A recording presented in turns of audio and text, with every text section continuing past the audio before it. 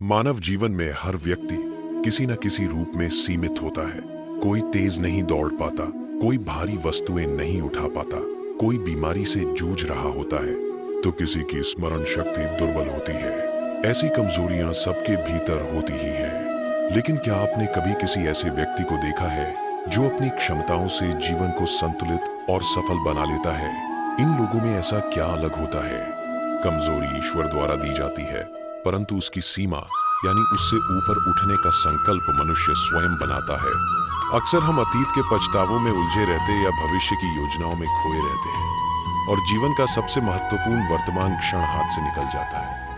भविष्य हमारी पकड़ में नहीं, परंतु वर्तमान को धैर्य और साहस के साथ स्वीकार किया जा सकता है। मनुष्य का मन स्वयं ही भ्रमों को जन्म देता है। कभी ईर्ष्या पैदा होती है, कभी पढ़ाई पर संदेह होता है, कभी गुरु का अनुशासन हमें अहंकारी बना देता है। मन भटकता है और इसी कारण ज्ञान अधूरा रह जाता है। मन को स्थिर करने का एकमात्र उपाय है समर्पण। यह अहंकार, ईर्ष्या, स्पर्धा जैसी बाधाओं को शांत कर मन को एकाग्र कर देता है। ज्ञान गुरु से मिलता है, परंतु उसके प्रभाव का आधार हमारे भीतर का समर्पण होता है।